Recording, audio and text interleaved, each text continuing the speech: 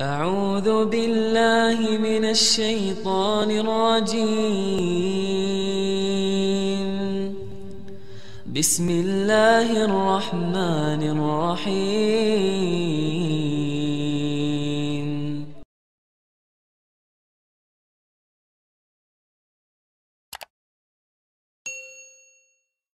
بسم الله الرحمن الرحيم. السلام عليكم ورحمة الله وبركاته.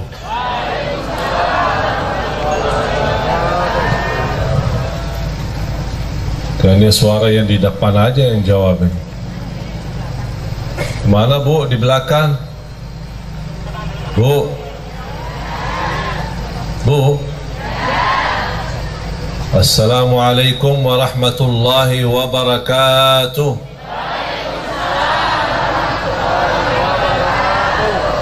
Kayaknya baru cas lagi. Alhamdulillah. Alhamdulillahi Rabbil Alamin. Wa ashhadu an la ilaha illallah wahdahu la sharika lah waliyus salihin. Wa ashhadu anna sayyidana wa nabiyyana Muhammadan abdullahi wa rasuluhu as-sadiqul amin. Allahumma salli wa sallim wa barik على سيدنا محمد وعلى آله وصحبه ومن تبعهم بإحسان إلى يوم الدين. سبحانك لا علم لنا إلا ما علمتنا إنك أنت العليم الحكيم. Para jamaah sekalian, bapak-bapak, ibu-ibu, para hadirin, muslimin, muslimat, mukminin, mukminat yang senantiasa mudah-mudahan mendapatkan rahmat dan keberkahan dari Allah Subhanahu wa taala.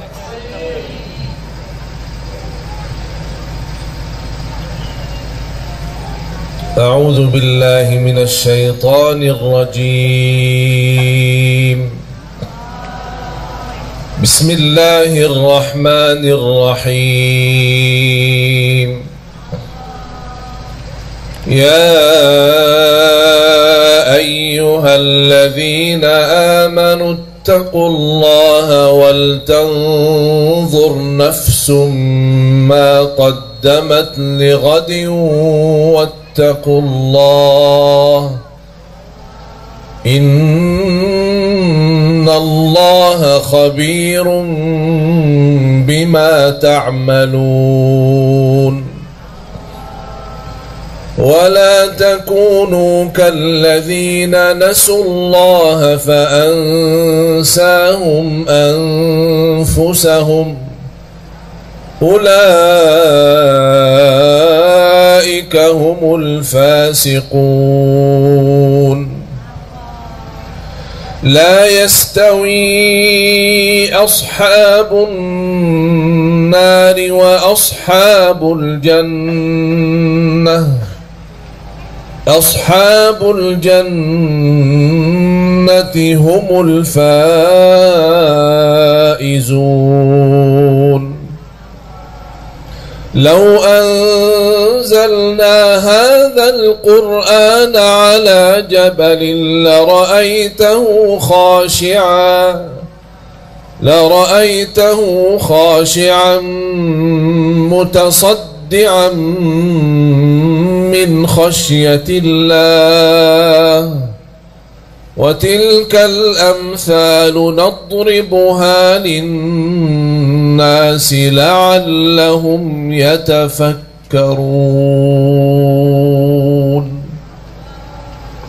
صدق الله العظيم. لعلهم يتفكرون. Kata yatafakkarun banyak di dalam Al-Quran. Tahu enggak Bu apa arti yatafakkarun? Ya Pak, tahu enggak arti yatafakkarun? Orang yang berfikir.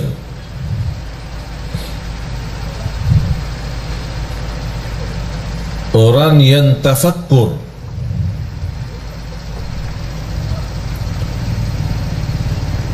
Yang dimaksud tafakkur untuk apa?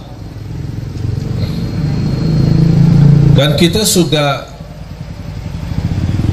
barangkali di antara kita yang berkali-kali mendengar atau membaca inna fi khalqis samawati wal ardi wa ikhtilafil laili wan nahar la ayatin li ulil albab alladzina. Apa sifat mereka ulul albab? Apa arti ulul albab?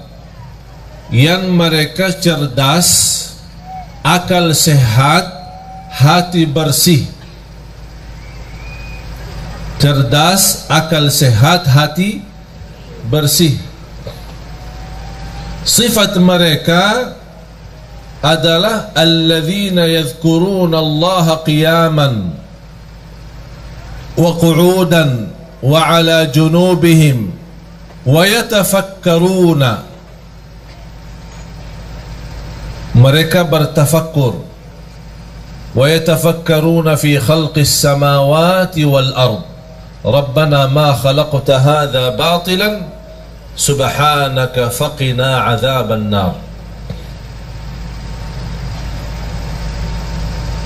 Yang membuat kita jamaah sekalian susah, galau dalam kehidupan kita, stres karena salah gunakan fikirannya, salah berfikir. Allah memerintahkan kita untuk bertafakkur, memfikirkan tanda-tanda kebesaran Allah, tanda-tanda kekuasaan Allah,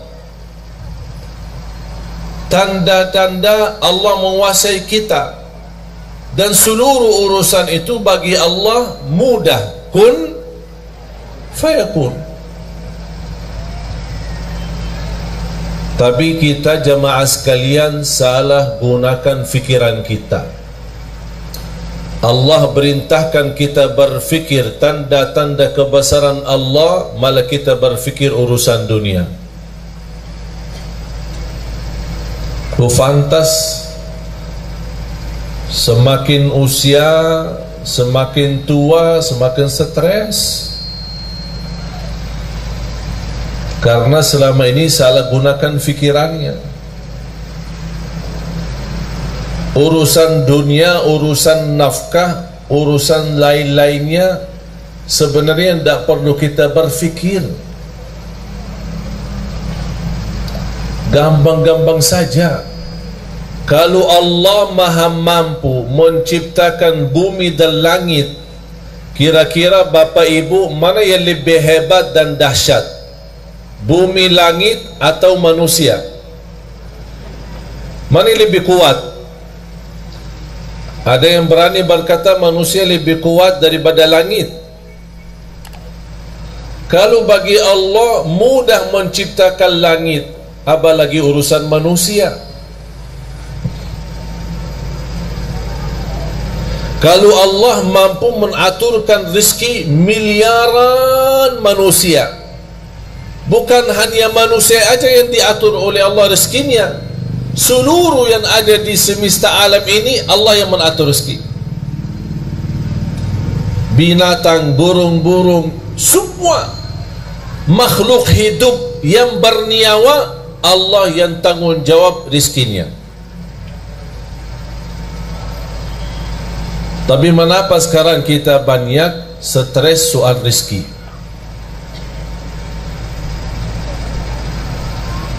Bahkan banyak di antara kita yang mengkaitkan rezeki adalah duit.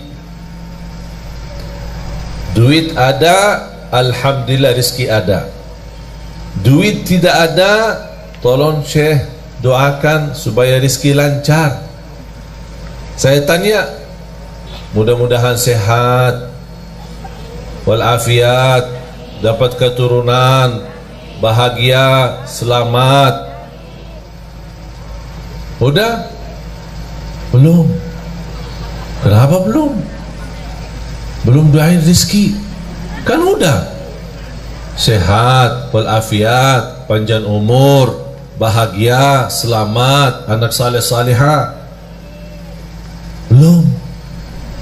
Terus mau apa lagi? Duit. Oh, jadi saya doain, ya Allah kasih duit gitu. Jadi kata rizki itu sebenarnya bukan uang. Kita sebagai manusia sebenarnya tanpa duit bisa hidup. Kalau tidak ada uang di dompetnya bisa nafas enggak? Alhamdulillah. Kalau tidak ada uang di tas ibu-ibu, bisa enggak buang air enggak? Bisa kan ke WC? Bayar ya? Tidak kan? Masa mau masuk WC di rumah sendiri bayar? Tapi sayang sekali jamaah sekalian, kita salah berfikir. Bukan itu yang Allah suruh kita berfikir. Bukan urusan rezeki. Sekarang kita sebagai manusia merasa diri hebat. Kita gunakan fikir bagaimana cara supaya saya dapat uang yang banyak. Bukan berfikir bagaimana cara saya dapat halal walaupun sedikit. Target halal haram itu belakangan. Yang penting dapat dulu. Yang penting dapat dulu, nanti saya pisahin mana halal mana haram, gampang itu urusan. Dan semestinya dari awal kita harus komitmen untuk mencari yang halal walaupun sedikit.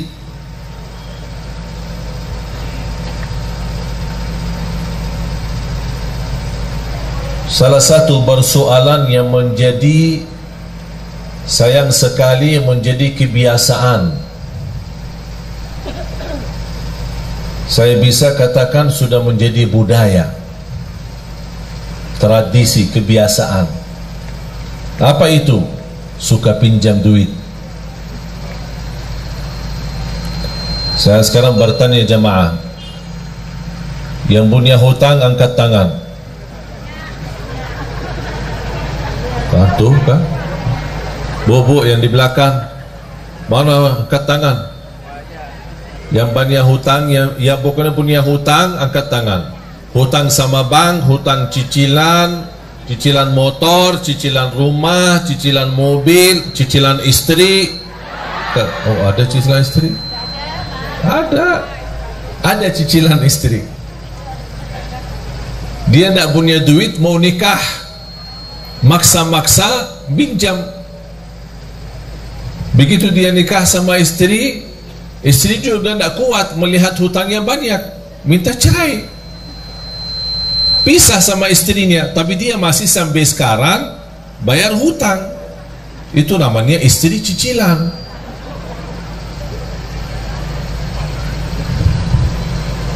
Sudah menjadi kebiasaan. Mengapa kita sudah terbiasa pinjam? Alasannya susah.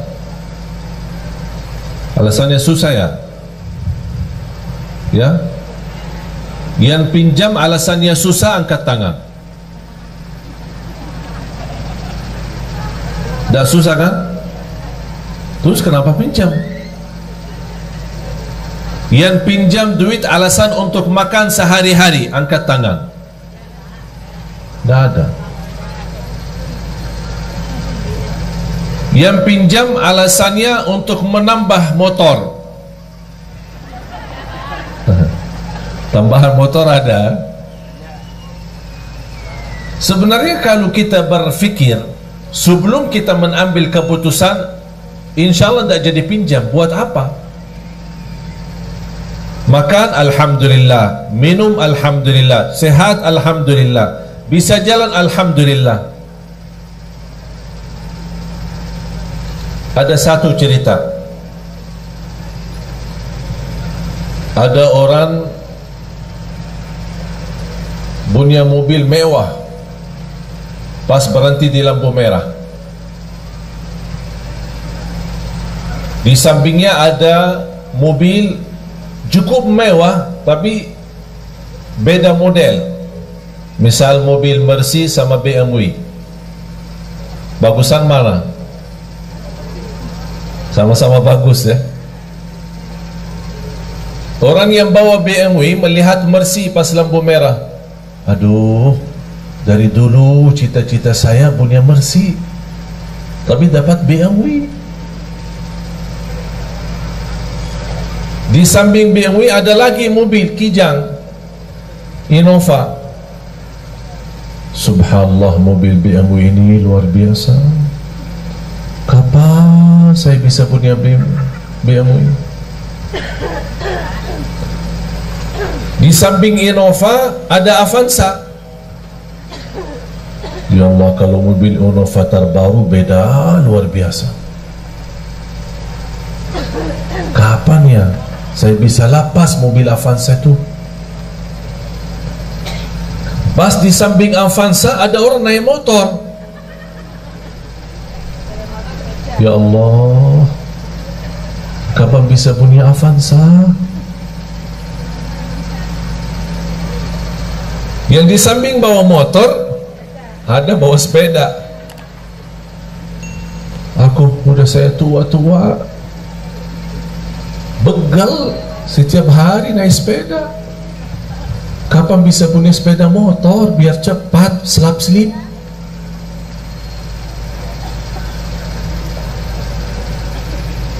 Pas di lampu merah tersebut ada orang jalan kaki.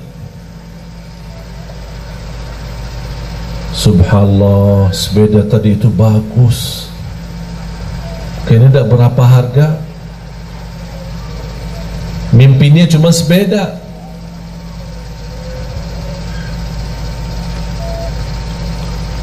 Pas orang lagi jalan,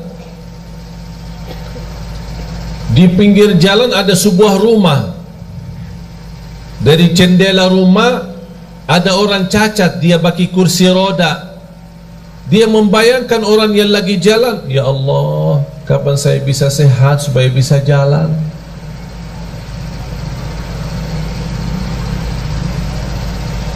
Sudah faham Bapak Ibu? Yang punya BMW minta Mercy, yang punya Innova minta BMW, yang punya Avanza minta Innova, yang punya motor minta Avanza, yang punya sepeda minta motor, yang jalan kaki minta sepeda, yang tidak jalan sama sekali karena lumpuh atau sakit atau cacat kakinya, dia minta, tidak minta apa-apa, hanya minta supaya bisa jalan. Itu menunjukkan apa jamaah sekalian? Kita kurang bersyukur. Padahal sederhana, apa adanya. Jamaah sekalian, sempat nggak nonton di YouTube atau di TV kehilangan mobil saya? Nonton ya? Ya Allah, setiap hari ditelepon jamaah. Apa? Udah ketemu mobilnya belum? Mobil apa? Aku aja lupa. Dapat berpikir. Cuma luar biasa pikiran jamaah semua. Telepon, WhatsApp, nanyain setiap hari. Pas saya tadi dari bandara ketemu orang, begitu salaman, subhanallah, saya suka nonton di TV pas hilang mobilnya. Pas hilang mobilnya. Udah bertahun-tahun di TV kok pas nonton pas hilang mobilnya. Udah ketemu mobil enggak? Tadi malam jam 1 saya tiba dari Jordan. Hampir jadwal Semarang enggak jadi. Cuma saya diinfokan sama tim sudah sampai duluan. Kasihan jamaah udah ramai. Udahlah terbang lagi. Jadi tiba jam 1 sampai rumah jam 2, terbang lagi jam 5. Udah siap-siap ke bandara. Jadi belum istirahat cukup. Tapi kita nikmati jamaah sekalian, hidup dengan apa adanya. Karena umur kita ini sangat singkat, sangat padat, cepat. Hari ini kita bisa bersama-sama bertemu, tapi belum tentu besok bertemu. Nikmati hidupmu jamaah sekalian. Jangan anda bikin diri stres. Allah tidak senang kalau kita susah. Allah tidak senang kalau kita stres. Allah tidak pernah susahin hamba. Tapi sayang sekali hamba maksa diri mau hidup susah. Jangan ada yang merasa, mengapa Allah uji saya? Allah tidak pernah mau uji kita. Kalau Allah uji kita, berarti Allah berikan tanda supaya kita sadar ada kesalahan. Ada salah apa? Pasti ada satu kali kita ketiduran salat subuh. Bagaimana kalau berkali-kali? Ada pernah sekali tanpa kita sadar dan tanpa sengaja kita nyakitin perasaan ibu. Kita lupa. Ada sebuah ucapan. Itulah manfaatnya muhasabah. Saya senang ketika muhasabah sama istri kita berdua. Setiap 1 minggu 1 kali. Apa kesalahan saya selama seminggu? Dan apa kesalahan kamu selama seminggu? Tahu enggak jemaah sekalian, salah satu yang membuat saya terkejut dan kaget, disampaikan sama istri. Kadang kita ngobrol biasa, bicara. Ternyata ada ucapan-ucapan yang buat sedikit tersinggung hati istri saya. Padahal saya tidak ada niat untuk menyakiti. Cuman inilah manfaatnya muhasabah, yang membuat saya lain kali tidak mengucapkan kata-kata yang menyakiti perasaan istri saya. Allah tidak pernah mau membuat hamba susah. Allah memberikan semua supaya kita senang, bahagia dunia, bahagia akhirat. Allah tidak harap kita sengsara dunia. Allah tidak harap kita susah di dunia. Allah tidak harap kita diuji terus, tidak. Cuman itulah perbuatan tangan kita, kesalahan kita, kurang bersyukur. Padahal kita bisa menjadi orang yang bersyukur dengan apa adanya. Alhamdulillah, tidur di rumah walaupun sederhana 1 kamar jauh nikmat daripada orang tidur di bawah jembatan. Orang tidur di bawah jembatan jauh lebih nikmat daripada orang yang tidak bisa tidur, harus disuntik. Pernah enggak dengar berita orang yang mau tidur disuntik? Pernah enggak? Bapak ibu kalau tidur disuntik enggak? Enggak kan? Bismillah, bismikallahumma amutu wa ahya, baca ayat al-kursi, udah tidur. Betul? Tapi ada orang yang tidak bisa tidur, harus disuntik obat supaya dia bisa tidur.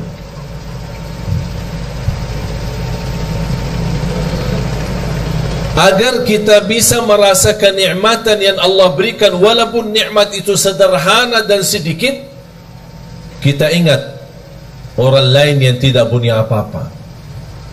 Jangan kita melihat orang yang punya banyak. Kalau sudah punya mobil, jangan lihat mobil yang lebih mewah, tapi lihat orang yang masih punya motor. Supaya mobil yang kita punya, Masya Allah, nampaknya kaya raya saya. Walaupun sehari mobil bisa jalan, sehari didorong, tapi namanya alhamdulillah ada mobil.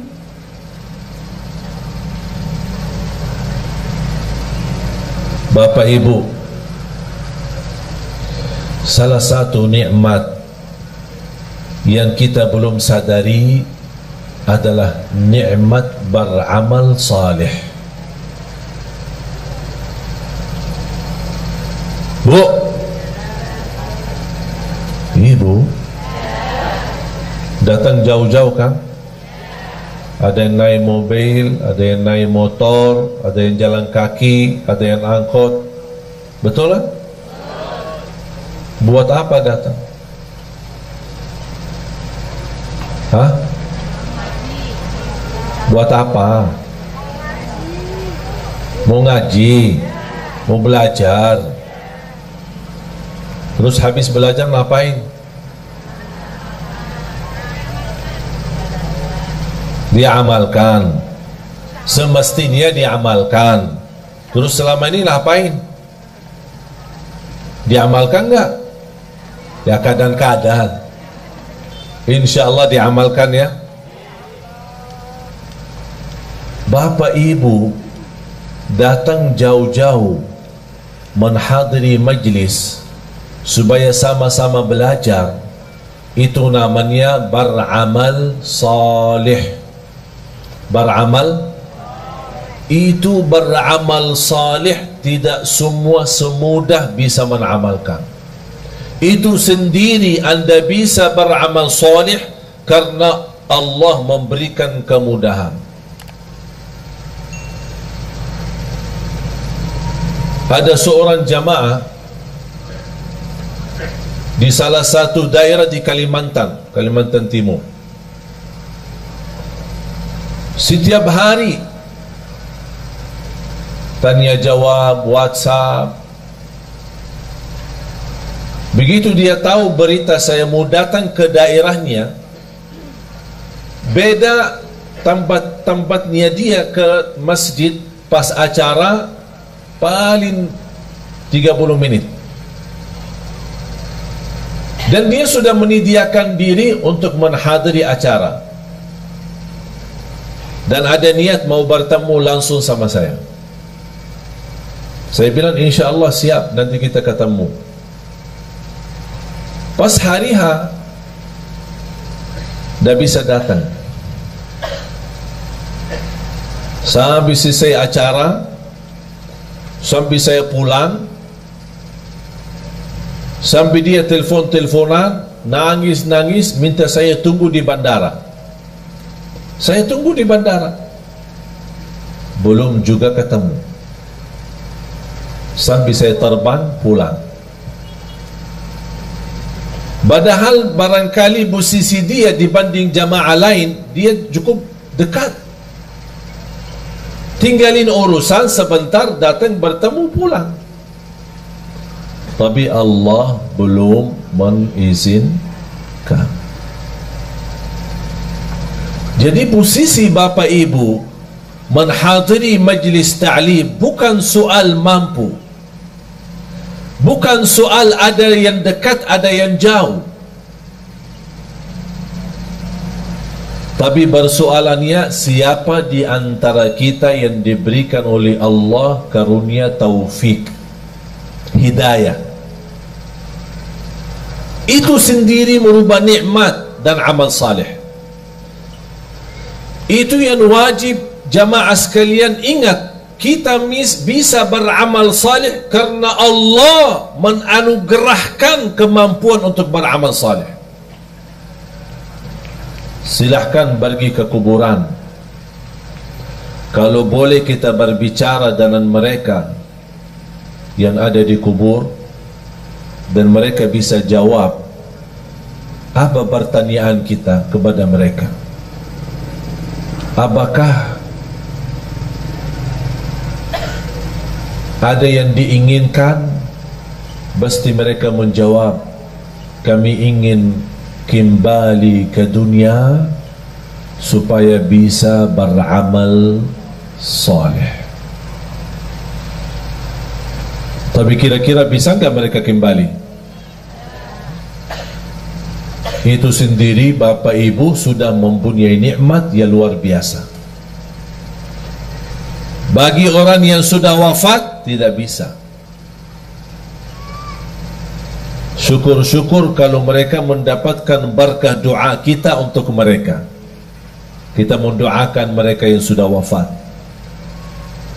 Allahumma ighfir lil muslimina wal muslimat wal mu'minina wal mu'minat al ahya'i minhum wal amwat, yang hidup maupun yang telah wafat. Kita doakan. Tapi mereka beramal, tidak bisa. Siapa yang bisa beramal? Kita, jamaah sekalian yang masih ada, yang masih hidup. Itu merupakan nikmat. Dan yakini jamaah sekalian, nikmat yang kita miliki itu luar biasa. Itu tidak bisa dinilai dengan duit. Kita bisa bangun tahajud, itu luar biasa. Karena orang yang bangun tengah malam, dia tinggalkan tempat tidur yang nyaman dan enak, karena Allah subhanahu wa ta'ala berbangga di hadapan malaikat. Allah berbangga di hadapan malaikat. Apa kata Allah kepada malaikat? Ya malaikati, wahai malaikaku, lihatlah hambaku ini. Lihat, buat apa dia bangun tengah malam, tidur enak, nyaman, tapi dia maksa diri bangun. Kenapa? Kata Allah, karena aku, kata Allah. Dia bangun karena aku, kata Allah, bukan karena siapa-siapa. Itu yang membuat Allah bangga di hadapan malaikat. Itulah hambaku. Ketika kita mendengar azan Allahu Akbar, Allahu Akbar, kita tinggalkan segala urusan. Yang terutama, tunaikan salat. Mau apapun urusan, tidak ada sesuatu yang menghalangi kita salat. Itu juga amalan yang membuat Allah bangga. Dan Allah tunjukkan kepada malaikat, wahai malaikatku, lihat, itu hambaku, itu hambaku. Oleh kerana itu jamaah sekalian, ketika kita beramal salih, jangan anda merasa malas. Jangan ada yang berkata, mengapa saya diuji? Jangan ada bahasa, mengapa Allah? Tapi semestinya ada bahasa, mengapa saya belum bisa menjadi seorang hamba yang benar-benar salih-salihah? Mengapa saya belum bisa mendapatkan ridha Allah sebagaimana para sahabat, para orang-orang salih? Mengapa saya belum bisa meyakinkan diri saya menjadi orang yang bahagia, selamat? Jangan anda berkata, mengapa Allah? Karena Allah tidak pernah mau susahin kita. Dan ingat jamaah sekalian, ketika Allah memberikan sebuah ujian, yakini itu tanda Allah sayang sama kita. Seperti pukulan ibu kepada anak. Bu, kadang-kadang mukul anak enggak? Kadang ya. Yang tidak sampai mukul parah, tidak sampai nyakitin, tapi paling-paling ya karena lagi kesal lah sama dia. Betul kan? Paling dicupit ya, kesal sama anaknya. Kalau tidak suka mukul, paling dicupit. Tapi apakah cupitan ibu atau mukulan ibu kepada anak, apakah ibu benci anaknya atau sayang? Sayang. Kok sayang dimukul sih? Supaya apa? Supaya dia belajar, jangan ulangi lagi kesalahan itu. Sama juga prinsip Allah sama hamba. Allah tidak mau menyakitin kita, tapi kita sudah menjauh dari jalur, tidak menjaga jalan yang lurus, ihdinas siratal mustaqim, Allah kasih pukulan. Mau kemana, tetap lurus, jalan kanan, jalan kiri. Ada seorang badui datang kepada Rasul, ya Rasulullah, nanti kami di hari kiamat, siapa yang akan hisab kita? Sekarang saya bertanya, pertanyaan orang Badui kepada Rasul. Sekarang saya bertanya kepada Bapak Ibu, yang akan hisab kita nanti di hari kiamat siapa? Siapa? Allah. Yang akan hisab kita Allah.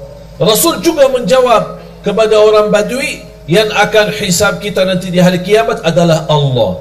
Apa kata orang Badui? Alhamdulillah, kalau Allah yang hisab, beres. Ditanya sama Rasul, "Mengapa?" Apa kata beliau? "Karena saya yakin Allah jauh lebih sayang kepada hamba daripada ibu kepada anaknya."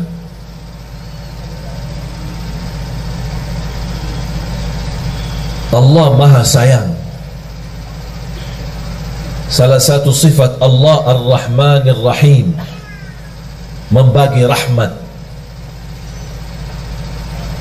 Para jamaah sekalian, seberapapun dosa kita, seberapapun besar dosa kita, seberapapun jumlah dosa-dosa kita, jangan sampai putus asa.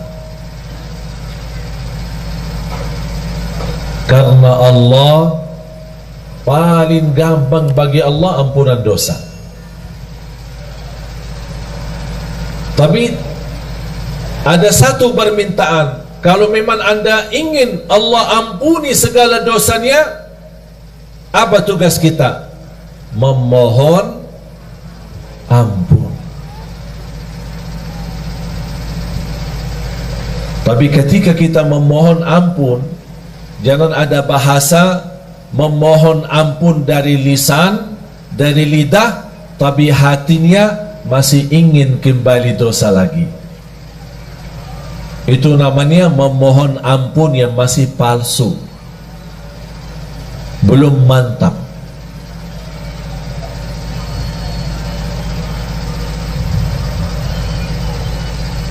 A'udzu billahi minasy syaithanir rajim. Bismillahirrahmanirrahim.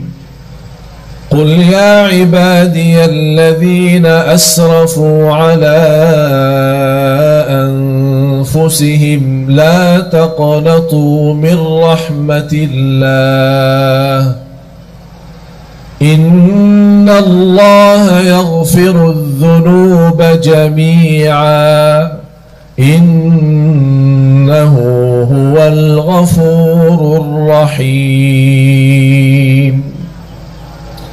Sadaqallahul Azim. Saya minta Bapak Ibu selepas acara masing-masing buka Al-Quran, surah Az-Zumar, surah 39, mulai dari ayat 53 sampai selesai surah. Surah Az-Zumar, surah 39 ayat 53 dan seterusnya sampai habis. Sungguh kalau kita baca, menhayati, mempelajari, mendalami, akan kita merasa malu. Mengapa merasa malu? Karena di ayat tersebut Allah menunjukkan begitu hebatnya dan dahsyatnya ampunan dosa. Paling gampang diampuni dosa. Yang belum salat, ayo sama-sama kembali dan jaga salat. Yang belum tahajud, ayo silahkan jaga tahajud. Walaupun sebelum tidur boleh, kalau kita belum terbiasa bangun di akhir malam. Untuk salat malam, untuk tahajud tidak harus tidur dulu, karena salat malam waktunya dari habis isya sampai subuh. Di awal boleh, di tengah boleh, di akhir boleh, sesuai kemampuan. Yang sudah alhamdulillah terbiasa bangun di akhir, dan memang terbiasa tidur dulu baru bangun, alhamdulillah terusin. Kalau belum terbiasa atau ketakutan ketiduran, udah amankan diri sebelum tidur, laksanain salat malam. Berapa rakaat? Terserah. 2 boleh, tutup witir 1 boleh, 2 boleh, 3 witir boleh, 4 boleh, 3 witir boleh. Tidak harus 8, tidak harus 10, tidak harus 100, sesuai kemampuan. 2 salam, 2 salam, 2 salam. Sudah merasa puas, tutup 1 witir, udah selesai. Boleh 1 rakaat witir? Boleh. 3 rakaat witir? Boleh. Alhamdulillah mudah. Tak ada yang susah. Para jemaah sekalian, saya kasih amalan. Mau enggak jadi lebih baik? Beneran? Serius? Hah? Yang serius mau jadi lebih baik, angkat tangan. Oh, Masya Allah. Ini harus berdiri. Ini serius. Mau jadi lebih baik. Tapi amalan ini bersungguh-sungguh dijalani ya. Ya, di luar salat itu kita sudah sebenarnya tidak perlu bahas salat. Semestinya tidak perlu bahas salat. Karena bagi orang muslim tidak fantas kalau tidak salat. Betul? Bahkan ulama menganggap orang yang tidak salat bukan muslim lagi. Apa amalannya? Sebelum saya sampaikan amalan, yang punya HP, angkat HP-nya. Angkat semua. Semua yang punya HP. Anak-anak pun yang punya HP, angkat. Adik punya HP enggak? Adik? Dek? Angkat ya. Hari ini hari Ahad, hari Minggu. Besok hari Senin ya. Senin, Selasa, Rabu, Kamis. Ada yang suka puasa Senin? Yang suka puasa Senin, angkat. Angkat tangan. Mulai besok kita puasa hari Senin. Ya. Puasa hari Senin, niat ikuti sunnah Nabi Muhammad SAW. Barang siapa yang puasa 1 hari karena Allah, akan Allah jauhkan dari neraka Jahannam 70 tahun. Tapi di samping puasa apa yang harus dilakukan? Mulai hari Senin sampai hari Kamis, kita puasa Senin dan Kamis. Tapi ganti daripada HP, ganti dengan tasbih.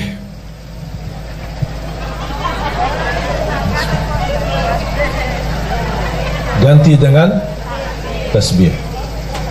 Berapa lama? Senin, Selasa, Rabu, Kamis. Puasa Senin, tutup hari. Yang suka puasa Daud, boleh hari Senin, hari Rabu, kemudian Jumat. Tapi boleh nggak saya jalanin dua-duanya?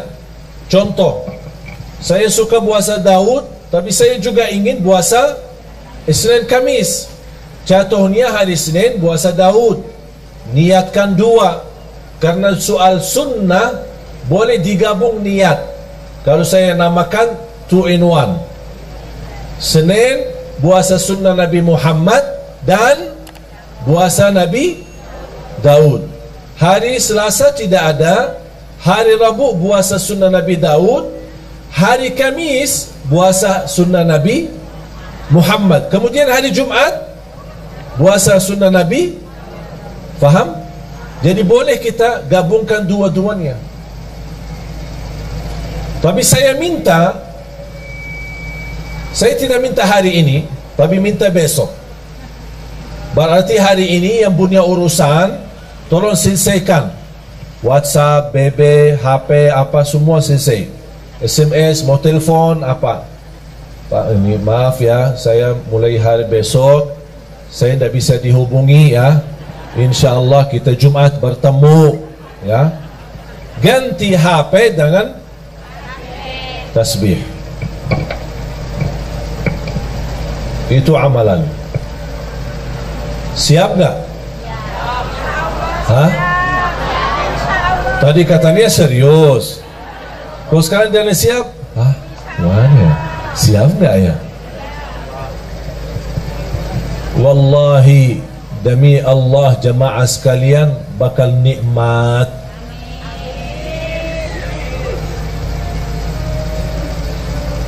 Saya dari kemarin dan ini hari kedua, alhamdulillah dah megang HP. Walaupun ada yang kontak kepada asisten saya, ditanya, ini kok HP-nya Syekh tidak aktif-aktif sih? Kita ingin mau bertanya. Saya memang kasihan jamaah yang masih ingin bertanya, tanya jawab. Tapi harus kita juga melayani jamaah. Jangan terlalu melayani jamaah tapi lupa diri. Harus kita juga melayani diri sendiri. Salah satunya amalan ini. Sekali lagi, baca zikir itu selama anda megang tasbih. Komitmen? Siap? Mulai hari ini anda punya urusan, silahkan selesaikan. Begitu masuk besok, sudah anda lagi puasa, terusin tasbihnya berjalan. Mohon maaf, berapa jam megang HP? Berapa jam? 24 jam ya. Sambil tidur di samping HP. Dah tahu kita yang tidur di samping HP atau HP-nya yang dibawa di samping kita. Saya minta dengan sungguh-sungguh, dan insya Allah apa yang saya sampaikan sekarang, saya tidak mau jelaskan apa yang saya sudah rasakan, tapi biar Bapak Ibu sendiri rasakan. HP diganti dengan tasbih. Senin, Selasa, Rabu, Kamis. Kalau sudah diganti dengan tasbih, berarti tidak ada kata caci maki, tidak ada fitnah, tidak ada kata kotor, hanya mengucapkan yang baik. Barang siapa yang beriman kepada Allah dan hari akhir, berkatalah yang baik atau diam. Sudah. Subhanallah, walhamdulillah, wa la ilaha illallah, wallahu akbar, wa la hawla wa la quwata illa billah. Di salah satu zikir yang sangat dahsyat, hasbunallah wa ni'mal wakil. Ini tolong Bapak Ibu amalkan. Yang punya hutang silahkan amalkan. Dalam niat, ya Allah saya punya hutang belum mampu lunaskan. Hasbunallah wa ni'mal wakil, hasbunallah wa ni'mal wakil, hasbunallah. Terus, ya Allah saya berkeinginan dapat jodoh yang insya Allah salih, salihah yang mampu memimpin saya. Hasbunallah wa ni'mal wakil, hasbunallah. Terus, ya Allah saya punya hutang belum lunas, ya Allah ibu saya sakit. Apapun hajat kita, sebutin hajatnya dan silahkan wakili Allah yang urus. Karena hasbunallah wa ni'mal wakil, cukup bagi aku Allah sebaik-baik yang diwakili. Berapa? Bebas. 100, 200, 1000 bebas. Alhamdulillah jamaah sekalian, zikir ini saya tidak pernah berikan ke jamaah pasti berhasil. Semua hajat orang berhasil.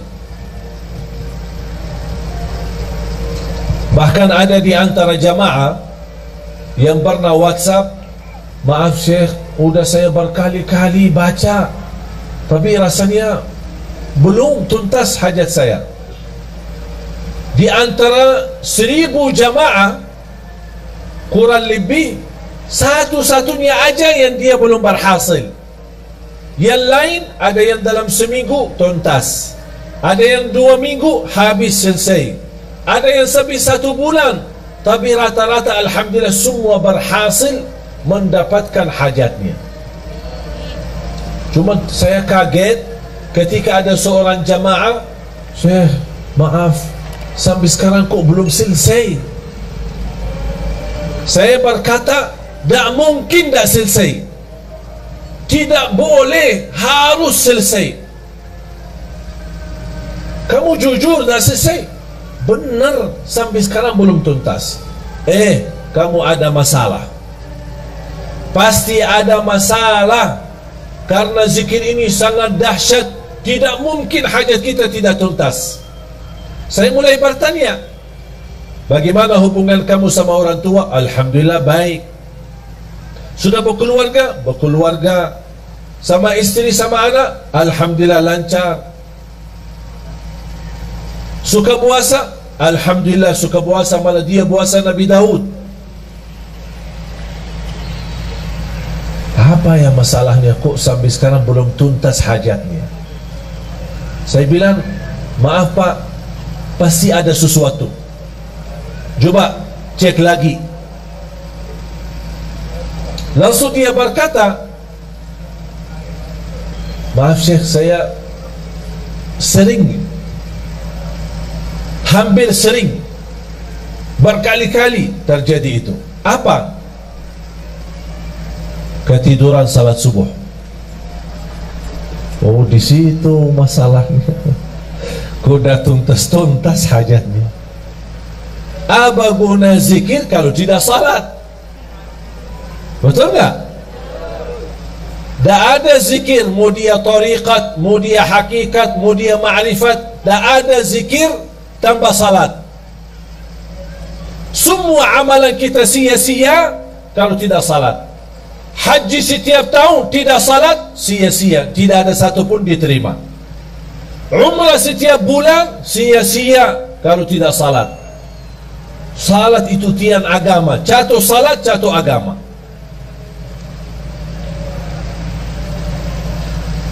Bapak Ibu,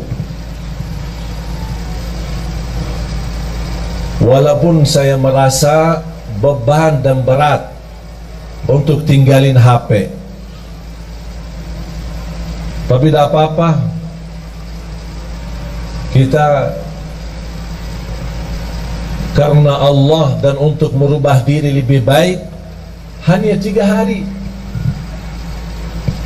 Senin, Selasa, Rabu, tuntas, Kamis selesai. Apalagi kalau kita sedang puasa. Yang sudah siap, angkat tangan. Yang siap, angkat tangan. Mau berfikir dulu ya. Ada yang nampaknya kayaknya mau berfikir dulu. Gimana? Ini rasanya HP kok tidak bisa ditinggal. Syekh, ada enggak amalan lain? Tapi jangan tinggalin HP. Berat. Tapi mengapa saya nawarkan kepada Bapak Ibu amalan ini? Karena apa yang telah saya nikmati dan rasakan, saya ingin Bapak Ibu juga nikmati dan rasakan. Saya tidak mau cerita, tapi biar Bapak Ibu sendiri yang mengalaminya, biar Bapak Ibu sendiri yang merasakannya. Tolong, kalau boleh saya memohon, boleh nggak saya mohon? Boleh ya? Saya mohon dengan hormat, saya mohon dengan rasa cinta saya kepada Bapak Ibu. Tolong, mulai hari Senin, off HP-nya, dikuburkan sementara. InsyaAllah nanti pas habis maghrib hari Kamis baru boleh aktif. Kalau bisa ini, saya tidak minta seumur hidupnya begitu, tidak. Sekali-kali boleh. Kalau bisa setiap bulan ada 3 hari kita jauh dari HP. Wallahi Bapak Ibu nikmat. Karena mohon maaf, gara-gara HP itu membuat kita banyak stres. Kita aja menjaga diri dari dosa, mau tidak mau terlanjur dosa gara-gara HP. Komunikasi, ada kata-kata, ada foto, ada gambar, ada video, macam-macam. Apalagi dalam kondisi sekarang. Sekarang HP aplikasinya bisa Twitter, bisa Facebook, bisa WhatsApp, bisa BB, bisa semua. Semua syaitan ada di HP. Berapa syaitan? Bahagia seorang yang bisa menjadikan HP itu salah satu yang bisa digunakan amal saleh, mendekatkan diri kepada Allah melalui HP. Bisa menjawab jamaah, bertanyaan, bisa melayani jamaah, bisa menyampaikan hikmah, nasihat. Siap Bapak Ibu? Hasbunallah wa ni'mal wakil. Khususnya pemuda-pemuda ini. Nampaknya berat ini. Mau 1 jam aja jauh dari HP. Yang aku heran, saking kita asik sama HP, pas sudah habis baterai sambil dicas masih megang HP. Mau tidur, yang terakhir kita bertemu sama HP. Begitu melek mata bangun, yang pertama dilihat HP. Astaghfirullahalazim. Mohon maaf, menurut saya itu keterlaluan, berlebih-lebihan. Itu kita tidak sadar. Tapi silahkan Bapak Ibu, silahkan coba. Apalagi saya hari ini, kalau saya mau komunikasi sama istri, ada perlu, ada apa, pakai HP yang pendamping saya. Ada orang pendamping saya pakai HP-nya. Istri, udah gimana? Ini nanti saya pulang ya. Selesai. Dah pakai HP saya lagi. Bertahan hanya 3 hari. Memang mohon maaf, urusan HP banyak kita urus. Ada urusan keluarga, ada urusan kerjaan, saya maklum. Tapi yang saya ingin, Anda harus bisa melatih diri untuk walaupun sebentar. Kalau tidak bisa selama 3 hari, coba kira-kira bisa enggak 2 jam, 3 jam berhari jauh dari HP. Tapi diganti dengan hal yang lebih baik. Apa? Tasbih, zikir, istighfar, salawat kepada Nabi Muhammad SAW, baca Al-Quran, baca Al-Quran. Dan salah satu amalan yang saya sampaikan itu, selain yang saya tadi sampaikan, adalah baca suratul Baqarah. Rutin baca surat Al-Baqarah. Rasulullah sallallahu alaihi wasallam bersabda di hadis yang sahih, "Alaikum bi suratil Baqarah fa inna akhdaha barakah wa tarkaha hasra wa la tastati'uha al-batalah." Rasulullah bersabda kepada kita semua sebagai umatnya, berbanyak baca suratul Baqarah. Karena sungguh barang siapa yang membaca suratul Baqarah, dia dapat diberikan oleh Allah keberkahan, dijauhkan oleh Allah dari godaan, termasuk godaan jin, syaitan maupun kejahatan sihir. Itu semua melalui suratul Baqarah. Ada yang bertanya, maaf Syekh, suratul Baqarah panjang, 286 ayat.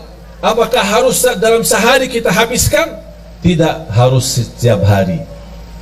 Sesuai kemampuan. Hari ini berapa, besok lanjut, besok lanjut, besok lanjut sampai selesai. Begitu selesai, ulang lagi suratul Baqarah. Yang belum bisa tuntas baca dengan benar, atau belum begitu fasih, atau berbata-bata, boleh sambil baca dengar dari CD murattal. CD murattal atau dari HP yang simpan isinya Al-Quran, yang bisa disetel, bisa dengar, ya sambil baca, dengar suratul Baqarah. Ini termasuk salah satu amalan yang amat dahsyat. Subhanallah, ibu saya setiap hari rutin baca suratul Baqarah. Setiap hari. Sudah berapa lama? Hampir 20 tahun. Dah pernah tinggalkan suratul Baqarah. Kalau tidak sempat di rumah, dia baca di mobil. Bahkan kemarin dia temani saya di Jordan, sambil kita jalan lagi syuting acara Kultum yang insyaAllah nanti ditayangkan di bulan suci Ramadan. Mohon doanya nanti di RCTI.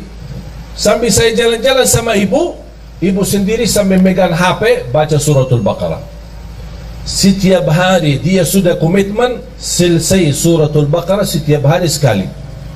Saya tidak minta bapak ibu setiap hari sekali, sesuai kemampuan. Setengah juz boleh, kalau bisa 1 juz boleh, kalau tidak bisa 1 juz hanya berapa halaman, tak apa-apa.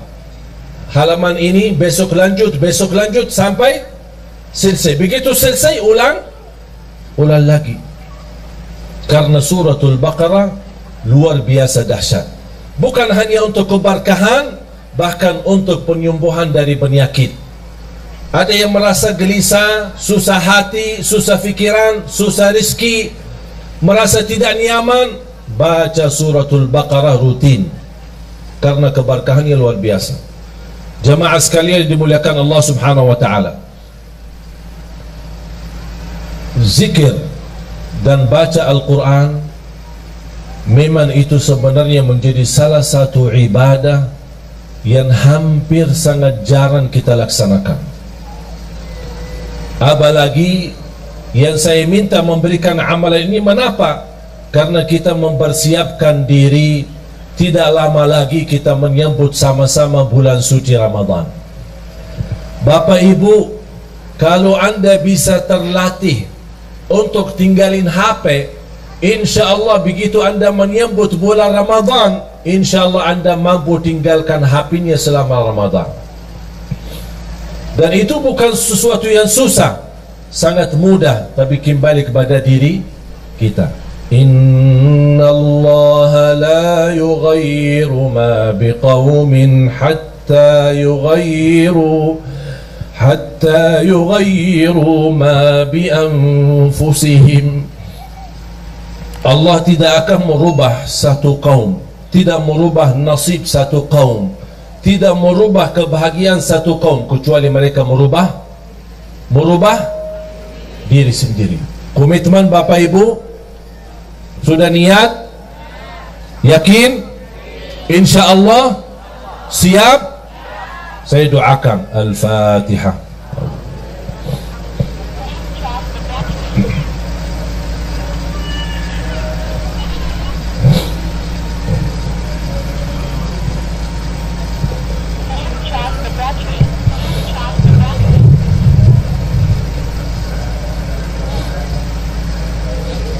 Amin. Bapak Ibu jamaah sekalian, kata yang terakhir yang saya ingin sampaikan, setiap hari, bahkan setiap malam, saya mengingatkan diri saya untuk menghadapi kematian. Setiap hari begitu saya bangun, saya menikmati ibadah, menjalankan tugas dakwah dalam hari ini, karena bagi saya hari ini adalah hari hidupku. Saya hidupkan dalam hal kebaikan, dan saya tidak pernah mimpi atau berfikir apa yang harus saya lakukan besok, karena bisa jadi hari ini adalah hari terakhir bagi kita semua. Saya selalu berkata sama istri setiap malam saya mau tidur, ketika saya berada di Jakarta bersama istri, maupun saya di luar kota, saya telepon beliau, saya minta maaf sama dia, dan saya doakan, dan saya berkata, aku puas dan ridha terhadapmu, dan saya minta maaf karena bisa jadi malam ini yang terakhir perpisahan belum tentu ketemu lagi. Begitu saya pulang ke Jakarta, disambut dengan begitu luar biasa. Kesenangan dan kebahagiaan istri menyambut saya ketika saya pulang ke rumah. Dan di situ juga malam harinya saya juga sampaikan dengan ucapan-ucapan di telinga istri saya. Saya sampaikan, istriku, saya minta maaf karena belum tentu ketemu kamu besok. Bisa jadi malam ini malam perpisahan. Kalau saya meninggal, tolong doakan saya. Itu menjadi kebiasaan rutin.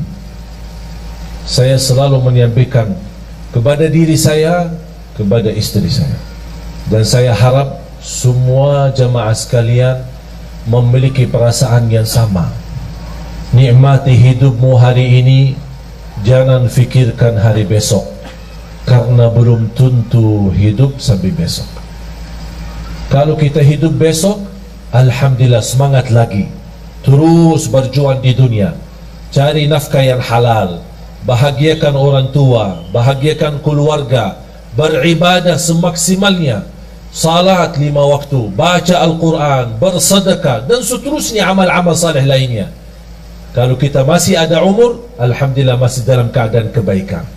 Kalau tidak ada umur lagi, kita tidak akan sedih, karena alhamdulillah kita sudah berbuat semampu kita yang terbaik. La yukallifullahu nafsan illa wus'aha. Allah tidak minta yang berat, Allah tidak minta yang susah, Allah tidak minta yang banyak, tapi Allah minta yang istiqamah walaupun sedikit.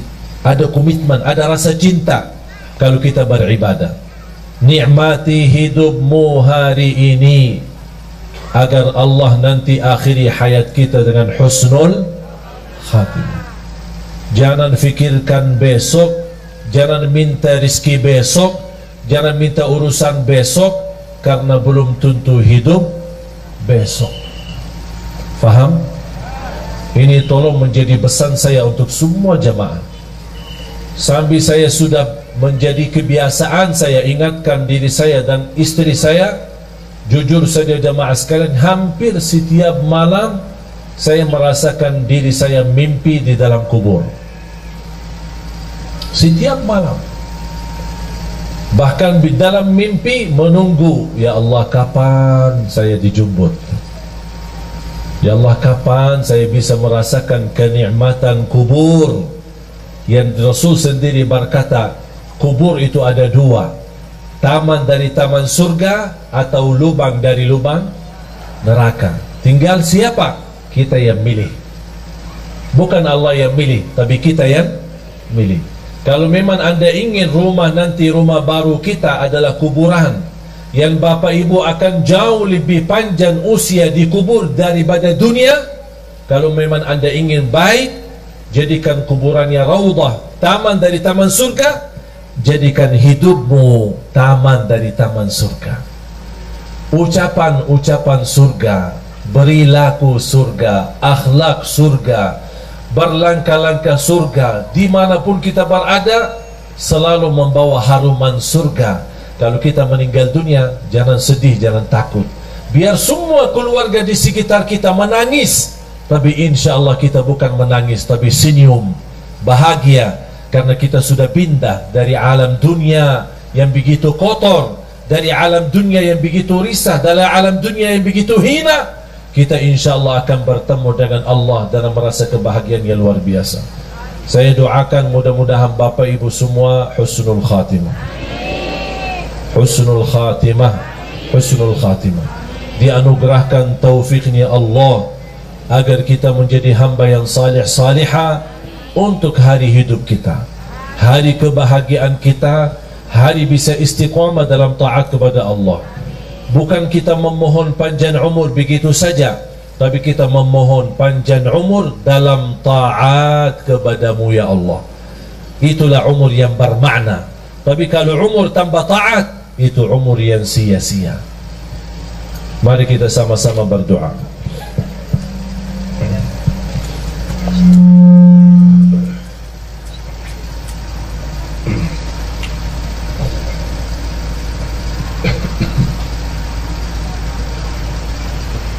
Bismillahirrahmanirrahim.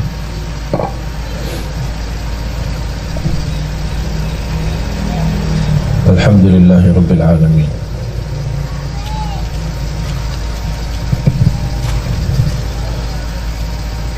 حمد الشاكرين حمد الناعمين حمدا كثيرا طيبا مباركا فيه مباركا عليه كما يحب ربنا ويرضى.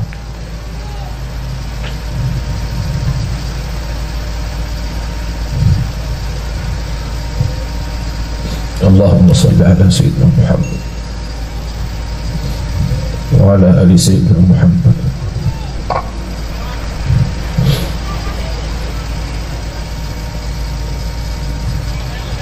اللهم يا الله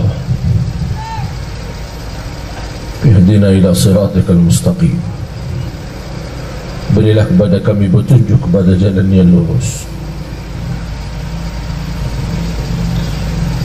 Ya Allah, berikan kepada kami umur yang sihat wal afiat, istiqamah dalam taat kepadamu ya Allah.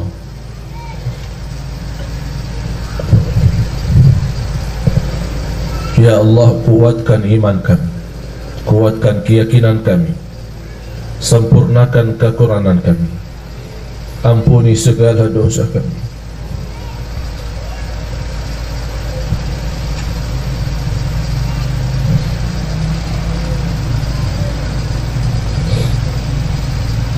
Ampuni segala dosa kami.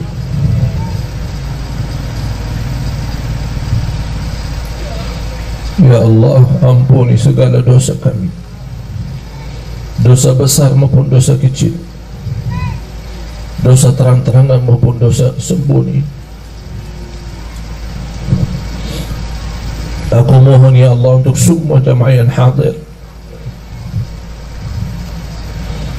selepas acara ini masing-masing pulang ke rumahnya sudah diampuni segala dosanya.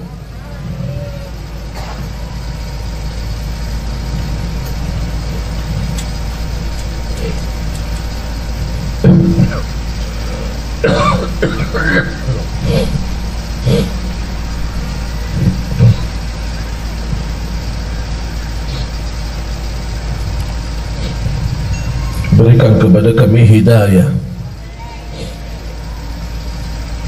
hidayah sampai akhir hayat. Akhiri hayat kami dengan husnul khatimah.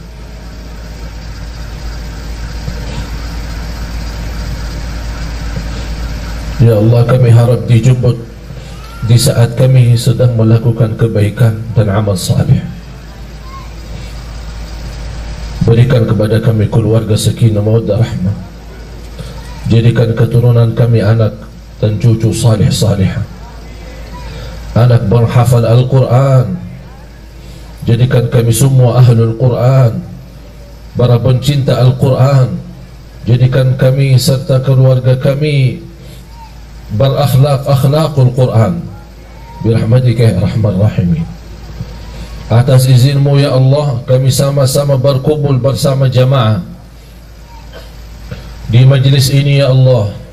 Berilah kepada kami kemuliaan, sama-sama jumpa lagi di dalam surgamu ya Allah bersama Nabi Muhammad.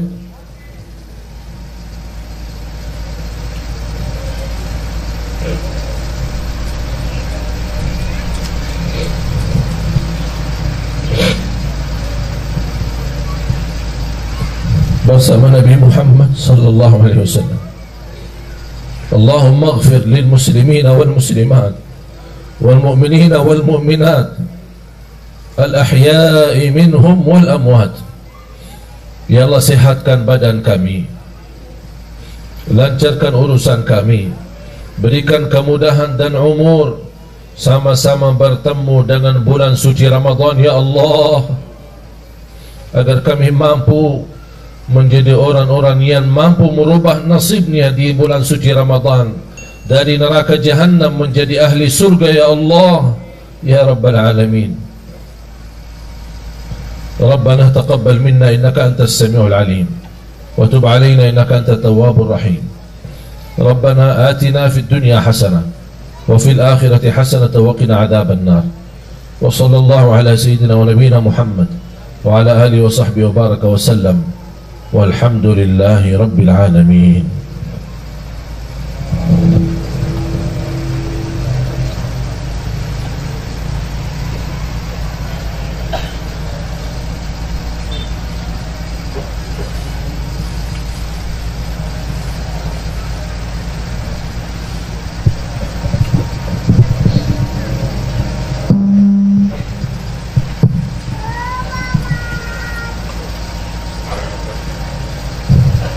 Terima kasih atas perhatiannya. Mudah-mudahan silaturahim kita menjadi amal salih untuk kita bersama. Mohon doanya, dan insyaAllah nanti sore bisa bertemu saya kembali, tapi melalui layar TV Damai Indonesiaku, TV One, insyaAllah jam 3 sore sampai jam 5 bersama Imam Besar Masjidul Aqsa. Dan mohon doanya, alhamdulillah baru tadi malam saya pulang dari Arab. Doakan insyaAllah sudah kita syuting, sudah lancar. InsyaAllah nanti akan ditayangkan acara kultum sebelum buka puasa, sebelum jam buka puasa. Mudah-mudahan insyaAllah banyak akan ada kisah-kisah dan manfaat ilmu sama-sama selama bulan suci Ramadan. Mohon doanya, mudah-mudahan segala perjuangan kita bersama di dakwah ini diterima di sisi Allah Subhanahu wa taala. Kurang lebihnya mohon maaf. Subhanakallahumma wa bihamdika asyhadu an la ilaha illa anta astaghfiruka wa atubu ilaik. Wassalamualaikum warahmatullahi wabarakatuh.